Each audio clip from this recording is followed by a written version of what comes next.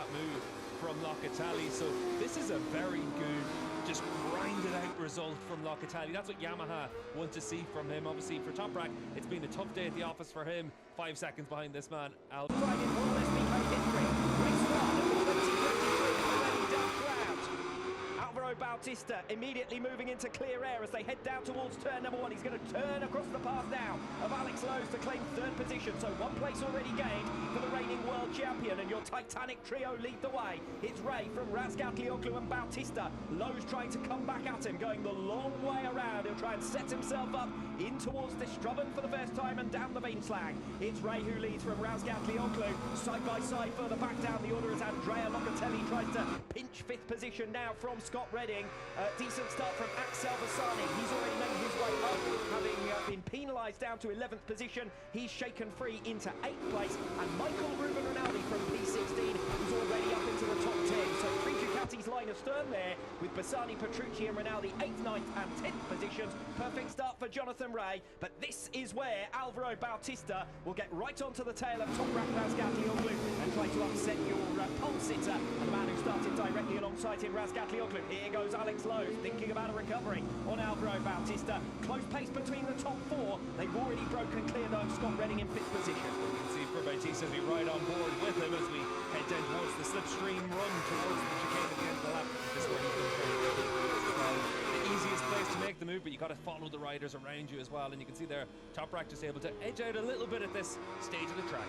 Here goes Alex Lowe again on Álvaro Bautista, tries to catch him by surprise. Bautista was setting himself up for the exit, and Alex Lowe squeezes through. That's enabled Ray and Razgatlıoğlu to break slightly away at the end of the opening lap. It's Ray who leads from Razgatlıoğlu. Lowe's in front of Bautista. Bautista, though, has got the advantage down the 300-metre run towards turn number 1 and recovers that P3. Lowe's been very strong into the chicane all the way through the weekend, so he's been able to make that move on Bautista. He'll try and do something similar again, you'd imagine, throughout the course of this race. Just to go a little bit further back, Bassani into this corner in the opening lap looked like he was very wild and up on the inside curve trying to make some moves, but he's up there into P7 now.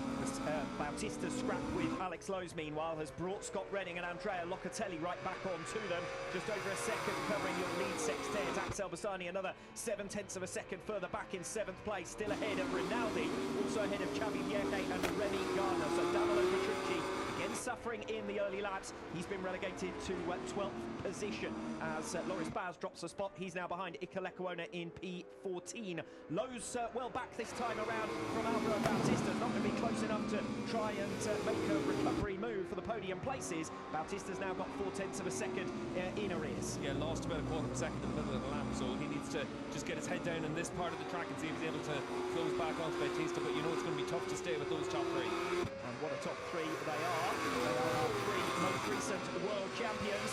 Álvaro Bautista, the reigning world champion. Toprak Razgatlıoğlu, the man he took the title from, and Toprak himself, the man who ended the run of consecutive crowns for Jonathan Ray. Ray is your race leader here in Assen, but at this stage of the race he looks a little bit vulnerable. Toprak clearly faster than him as they come from the chicane to complete lap number 2. An opportunity on the brakes in towards turn 1. Not quite close enough as they head into the northern loop. You can see there, though, a little bobble for Jonathan Ray on the braking point there as well. That's going to give confidence to Toprak as well. Maybe a move into turn 5. Might catch him by surprise in towards the Strubben, the slowest corner on the circuit. Razgatlıoğlu all over the tail here of Ray, and he'll want to clear him quickly because Bautista will be menacing by the time they get to the end of the Beanslang and through turn 6 and 7. So watch for Bautista's pace here. It is the green Kawasaki leading the blue Yamaha, and then the red Ducati of Álvaro Bautista with a new fastest lap of the race, a 1:34.368. It was a 1:34.6 for both Ray and Razgatlıoğlu last time around. Yeah, Ray collected things well there, but you can see how much faster Toprak is in his corner in a couple of places so far this lap.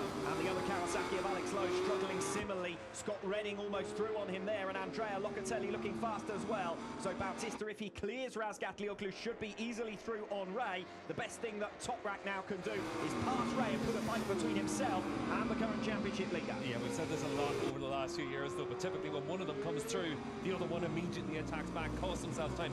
Toprak needs to make the move nice and clear, because you can see at the top of that shot just how close Bautista is to him as well. Yes, very close between the lead trio, less than 3/10 of a second covering them, and no change for the moment at least. This is Redding against Lowe's, 4th, 5th and 6th positions. Locatelli is in there as well. Bautista feinting to the inside as they come through the Geert Timmer curve. Lap 3 coming to its conclusion then. Jonathan Ray at the head of the field, 0.2 of a second his advantage as they came off the final turn. Toprak eating all of that back up though, and braking in towards turn number 1. Bautista a little bit wayward there at the start of lap 4. He's given up a bit of ground. Alex Lowe's is now 1.5 seconds back from Álvaro Bautista. Lowe still 4th. But it's Bassani that's the man in the move right now as well. 0.6 of a second faster than the riders in front of him last time round. He's closing up on the back of Locatelli. But largely you'd say that's because Lowe's is running 0.9 of a second a lap slower than the 3 men ahead of him. He's bunching up Redding and Locatelli, and that's what's enabling Bassani to get into the action. Yes, it was a new personal best lap last time around from Bassani. He's not quite matching the pace of the leaders, Ray Razgatlıoğlu and Bautista. At the moment, the ceiling for Bassani, you would say, is that 4th position, but it does look very much available to him. Yeah, the 4th position right now, but it depends on what happens with that Kawasaki Prix at the front. You certainly think that Toprak needs to come through soon because Bautista's got that bike working right now. He's got everything up to temperature. He's ready to make some moves. The one thing that seems to be a little bit in Toprak's favour is his bike's much better through turns 12, 13, 14, 15. That's a section of the track where if the wind picks up, it gets very difficult to handle the bike through there. So maybe in the early stages, Bautista just building up in that section. Well, the thing is, of course, for Bautista, he doesn't mind playing the long game because he will expect that he will have the advantage later on in races. Does tend to be the case that he is the most confident in keeping his tyre light for later on. Again, he's not quite close enough on the attack into the Geert Timmer curve, and Toprak Razgatlıoğlu defends that 2nd place, but Bautista will feel that he's the one who can up his pace on demand later on in this race.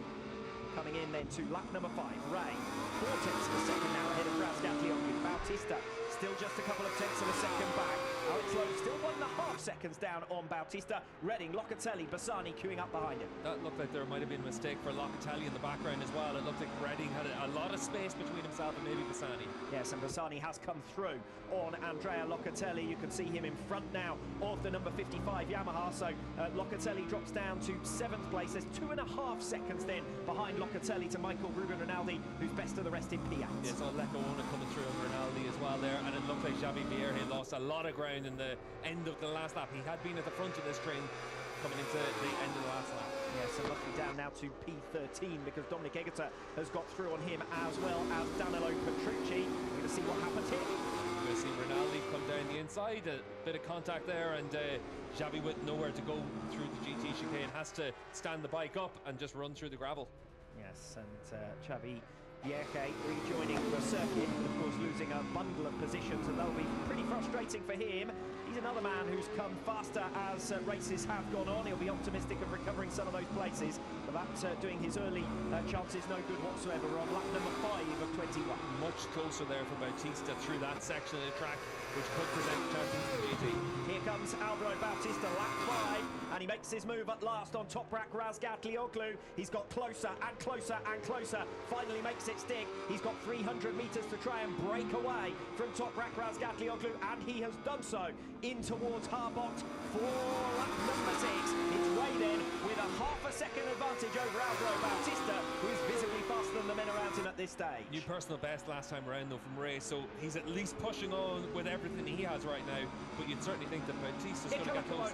Iker Lecuona is down on the 6th lap, and his miserable recent run continues. He was struggling as it was in the first third of this race, and Lecuona trying to get the machine back started again, but it's game over for him in race 1. Yeah, had been in that battle for 8th with the likes of Rinaldi and Gardner and that group, but unfortunately for Lecuona, that's something we've seen probably a little bit too often on the rider. Now into his 2nd season, he knows the importance of being able to get those big points and put points on the board really, because it hasn't been seen continuing to scrap it out further back. Remy Gardner has now moved up into 8th position. Danilo Petrucci into 9th. Michael Ruben Rinaldi still fighting it out with Dominic Egerter. It's a robust defence of his position, as perhaps you might well expect, and he has got back into P10. Rinaldi had made that pass. Yeah, Domi goes well around this track. We've obviously seen it in the Grand Prix classes, Moto E, and also in the Super Sport series. So for Domi, he knows that there's a chance of being able to score some decent points. Bautista's made up 4 tenths on this lap against Jonathan Ray. This is a matter of time. He's all over the back of him now at the end of lap 6. Bautista won't be close enough in towards turn 1 though, I don't think, on lap 7. No, but he'll be close enough into turn 7, you'd imagine. Yes, that could well be where the move is made at the end of the first sector. Acceleration off the Strubben, the slowest corner on the circuit, and then down the main slang towards that chicane at turns 6 and 7. So Bautista will already be thinking about setting up that move. Ray escaping away a little at the end of that last lap, just to put a little bit of daylight between himself and the championship leader. But we could very soon be looking at a fight for second position, which frankly is what was predicted before we got underway. We know Bautista has got the long run pace. Yeah, Ray doing what he can just to stay at the front, and Bautista edging closer and closer to him, but not close enough right now to try and make the move. We did see him make the move on Toprak into the chicane at the end of the lap, so for Bautista it's just about trying to bide your time, wait for the opportunity, and then hit the front.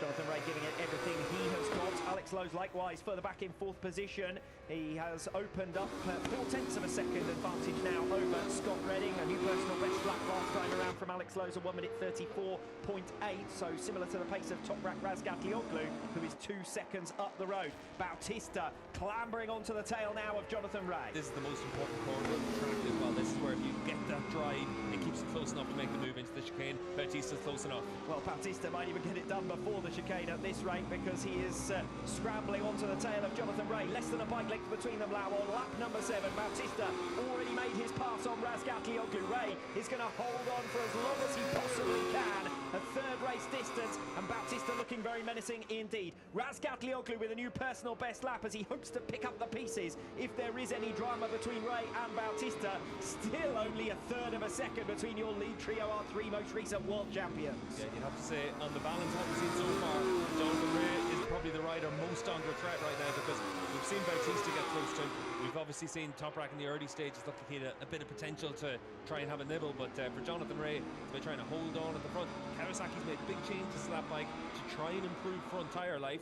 This is the stage of the race where that starts to come into the factors. No luck at all mechanically for Michael Ruben Rinaldi on Friday here in Assen, and no pace frankly on Saturday. He's down in 13th position. We just saw him passed by Michael van der Mark. This is some of the action further down the order for the last of the points paying positions. Philip Ertl moving through on Bradley Ray, but not all of the Ducatis are having things their own way, are they? Michael Ruben Rinaldi down in 13th position, and in terms of his fight with the Moto Corsa Ducati of Axel Bassani, who sits up in 6th place, this is bad news. A couple of tenths of a second slower per lap than the race leaders, but he's there close to Van der Mark as well.